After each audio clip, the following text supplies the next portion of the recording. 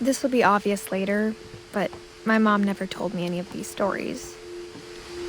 Edie would have, but Mom didn't like bringing up the past. Though, when we adopted a stray kitten, she was the one who named it Molly.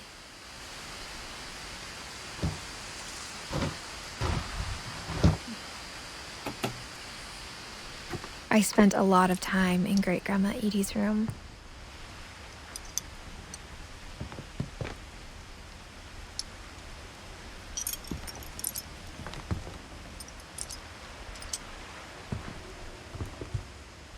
Louis died a week before we left, but Edie had already started to memorialize him.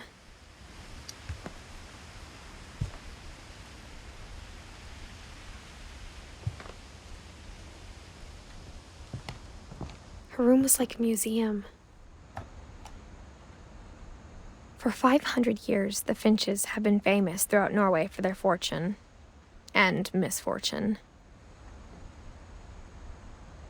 Odin Finch buries the latest victims of the family curse, his wife Ingeborg and their newborn son, Johan. On January 7th, 1937, he set sail with his family and his house, hoping to leave the curse behind. But 40-foot waves off the coast of Washington send the house and Odin to the bottom of the sea. Odin's daughter Edie, with husband Sven and baby Molly, step ashore on their new home, Orcas Island. Odin Finch is the first to be buried in the new family cemetery. His daughter Edie is already dreaming of a new Finch house.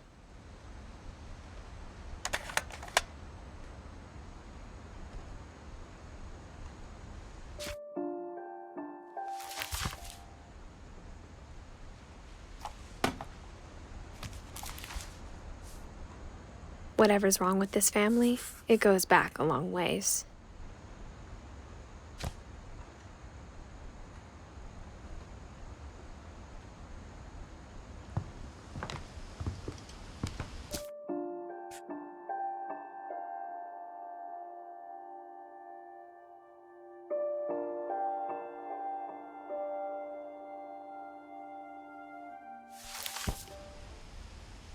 Edie knit me a new pair of gloves every year, just in time to replace the old ones.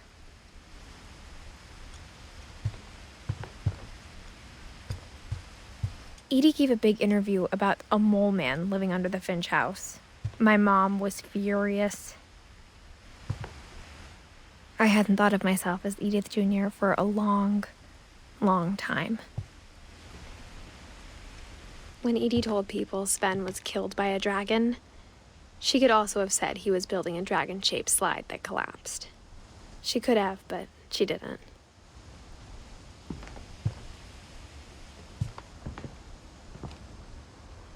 Even in her 90s, sometimes Edie seemed a lot younger than my mother.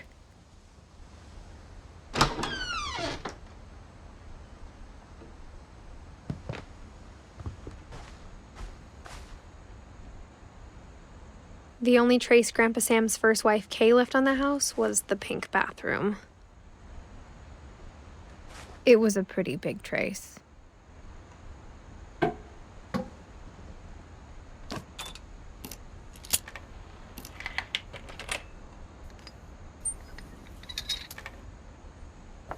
There's a secret in this bathroom. It's in the last place you would look. It isn't in the cupboard. It's hidden in this book.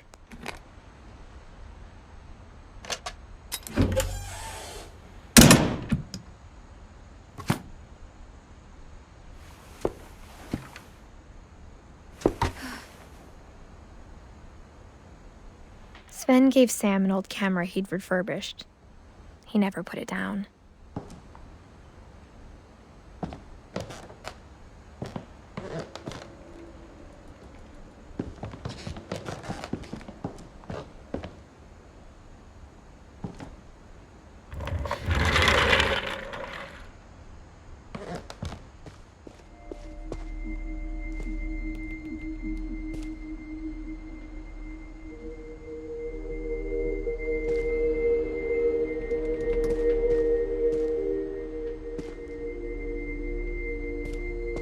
I knew Grandpa Sam had a twin, and that he never talked about him.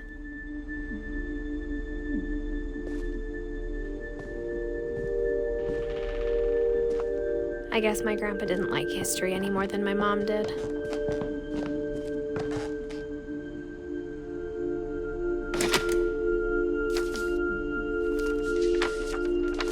How I Want to Remember My Brother by Sam Finch.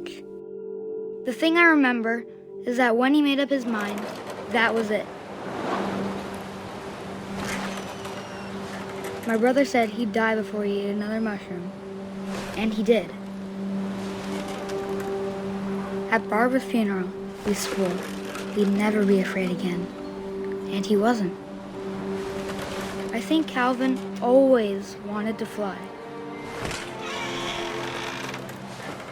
Sam! Calvin! Dinner's ready! Coming! But that day, he finally made up his mind to do it.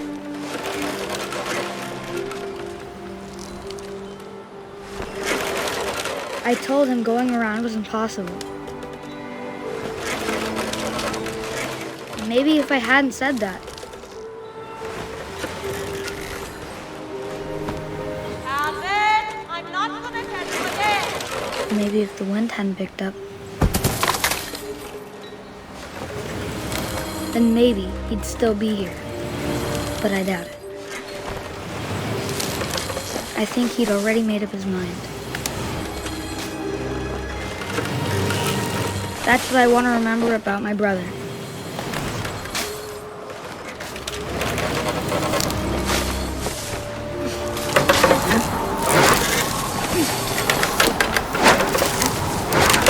The day he made up his mind to fly. And he did.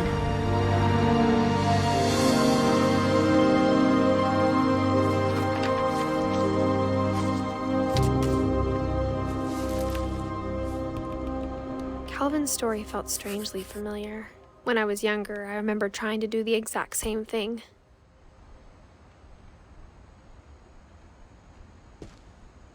After the funeral, Edie roped off Calvin's half of the room.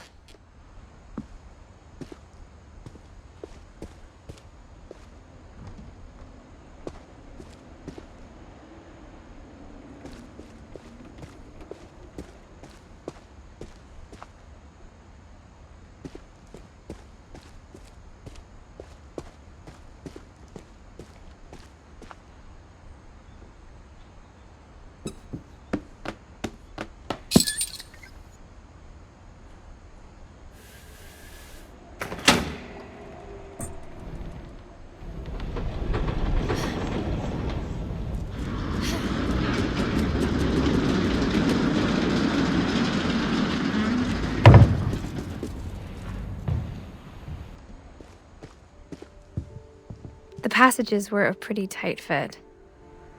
They'd obviously been built for smaller hands and bellies.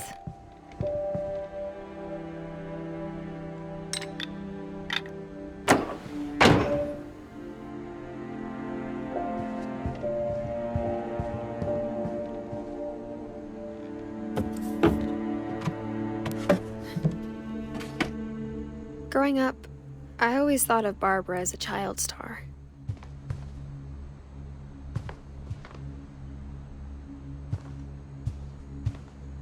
I never thought about how hard it must have been for her afterwards.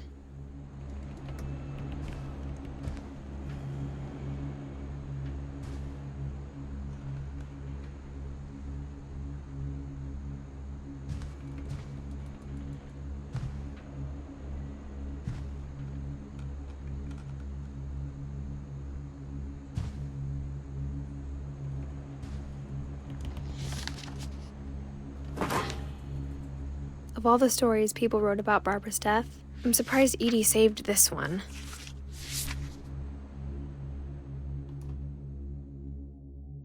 Old Jack here with another ghastly tale inspired by America's most unfortunate family. I'm calling it The Surprise Ending of Barbara Finch. As As a child star, Barbara was famous for her scream. Now at 16, she was all washed up. A has-been. But in a lucky break, she'd been asked to perform her signature scream at a local convention for monster movie fans. It was just the boost her career needed. Unfortunately, her scream hadn't aged well. Getting better. I think you just need the right motivation. Her biggest fan and current boyfriend, Rick, was about to demonstrate when... Now that was a great scream. It was Barbara's father, Sven. He'd slipped into a table saw and had to be rushed to the emergency room. So Barbara got stuck babysitting her youngest brother, Walter. Her convention comeback was cancelled. Okay, I'm hearing frustration, but I'm not hearing terror. What if I tried... A gang of hoodlums in Halloween masks have been terrorizing Orcas Island tonight. Police are urging residents to... That came from the basement. You're right! Also, I loved your delivery on that. Why is your basement door locked? Because my dad likes making puzzles and secret passages. There's a key hidden in the music box. The secret is to keep winding and winding until finally the key pops out. Thanks, babe. I'll be back in a sec. 20 minutes later, Rick hadn't returned. So Barbara went to look for him, right on cue. She reached for the music box. And as she wound the key, she listened for Rick, but the house was silent.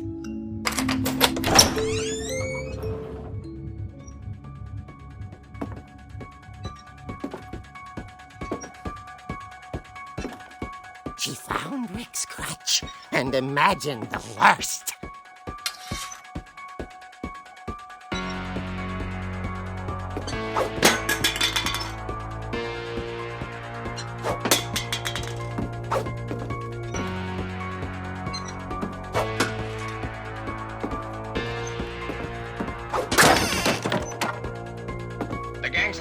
Infamous Hookman killer, Dr. Carl Hamill, who impaled and then ate his family 10 years ago tonight.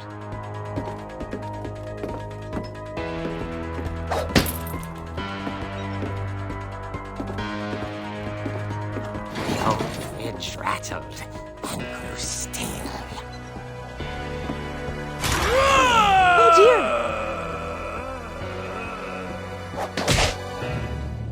Oh! Rick? Barb, relax. I was just trying to scare you to help you find your scream. Well, I'm not scared, Rick. I'm furious. Then act furious. All I'm getting from you now is that you're hurt and confused and She threw him out, but she kept a little something to remember him by. Barb, have you seen my other crutch? And she was still holding it when she fell asleep watching the late picture show. Hours later... Barbara! Walter, what's going on up there? Ah! Okay, I'm coming up, but if this is a trick, you're dead, Walter.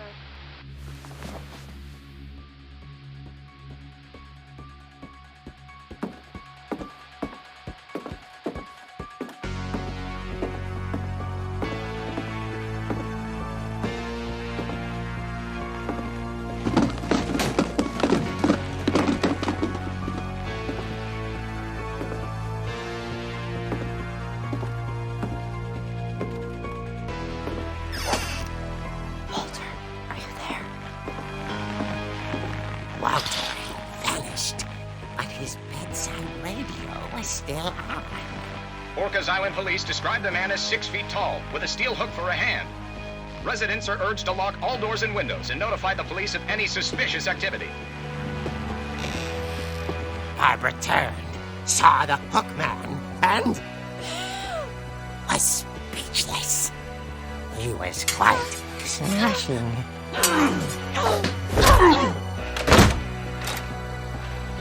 And you know he was. He couldn't get enough of Barbara. Okay, Barbara, there's gotta be another way out of here. That night, she played her part beautifully.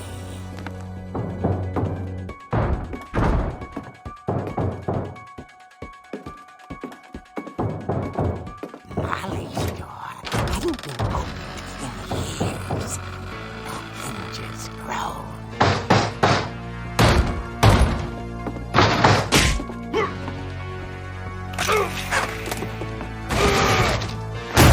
He wasn't moving, but she sensed the story might not be over yet.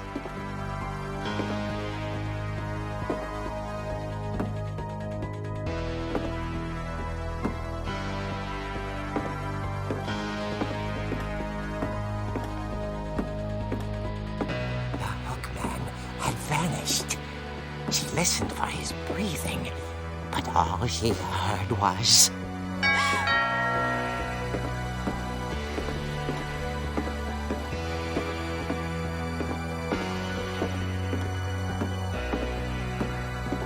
At the door, she heard whispering. It was coming from inside the house.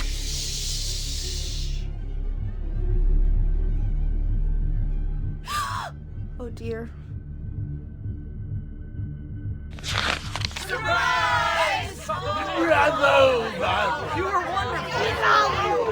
monsters had come to surprise her.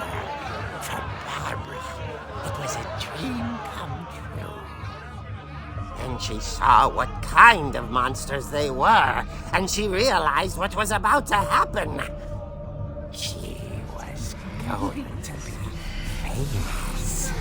And with her final breath, Barbara Finch gave the performance of her life.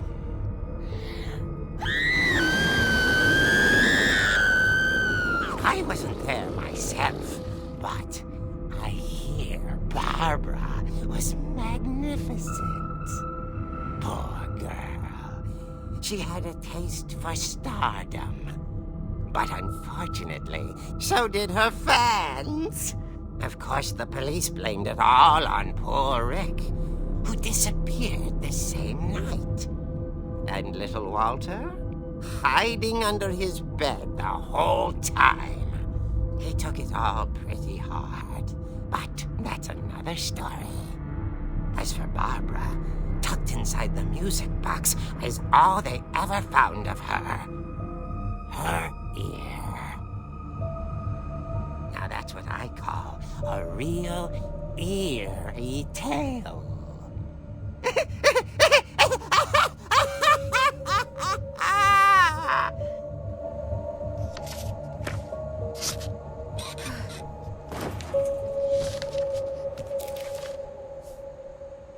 Edie told me all Barbara wanted was to be remembered, as absurd as that comic was. Maybe what Edie saw was a happy ending.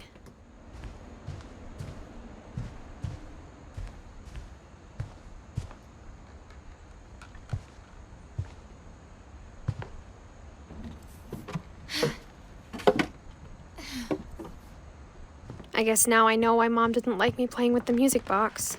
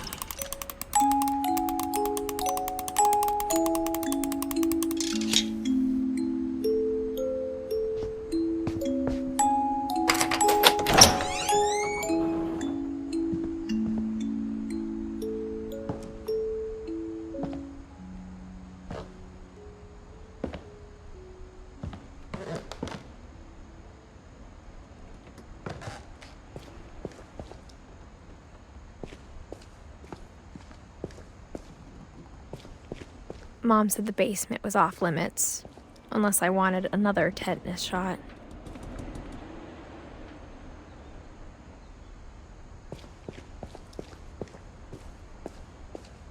I saw Edie sneak down to the basement once, carrying packages.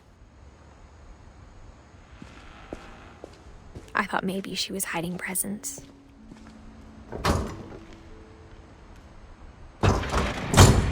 It turned out she was hiding a lot more than that.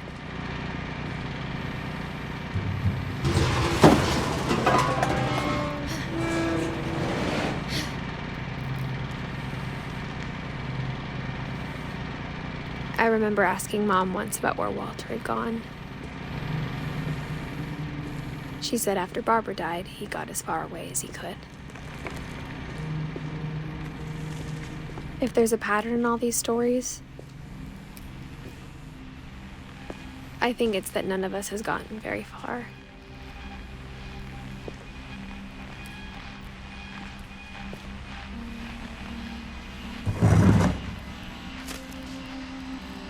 Goodbye, everyone.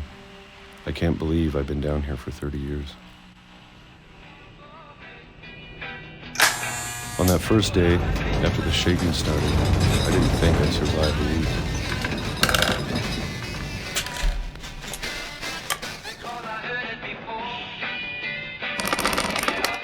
But after a few days, I settled into a routine. That's what kept me sane.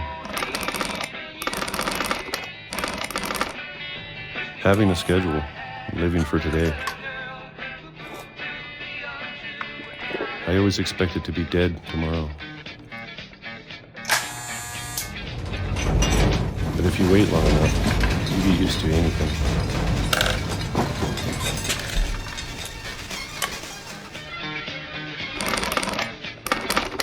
Even a monster on the other side of the door starts to feel normal. Almost friendly.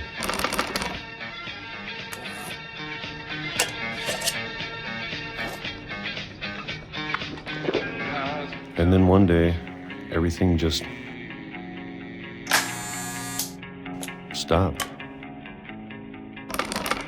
Whatever that thing was, it was gone. Maybe it got tired of waiting. Or maybe I just got tired of being afraid.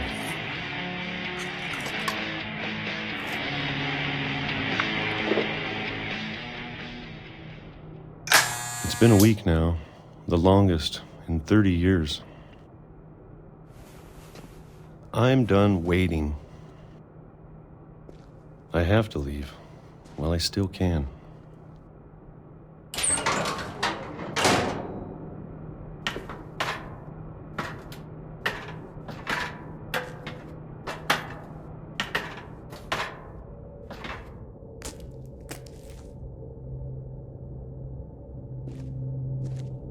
I know it's out there somewhere.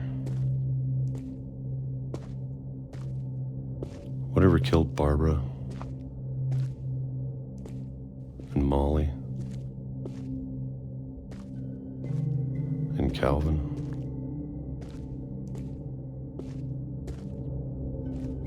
Maybe this is all a mistake. But I need to stop living the same day. Even if it kills me.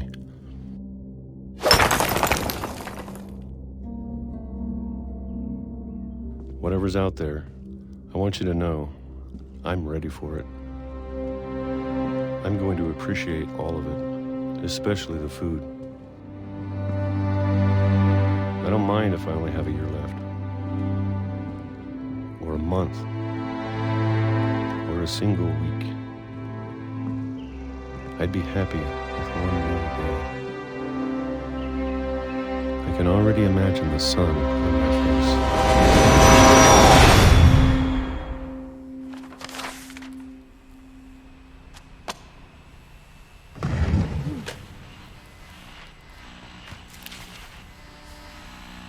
Walter died when I was 6.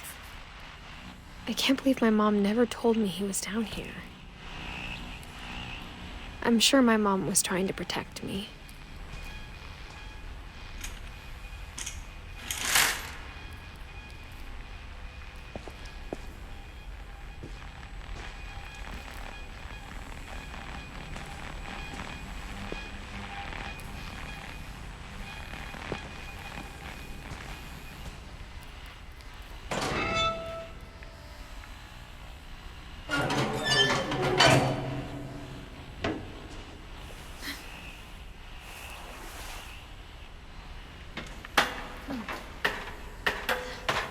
Maybe she was afraid I'd end up like Walter.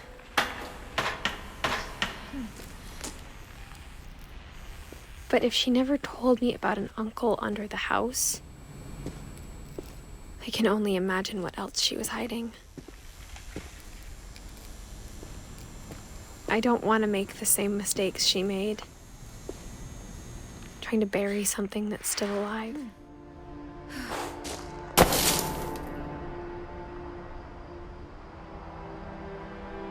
Now that there's only one of us left, or maybe two,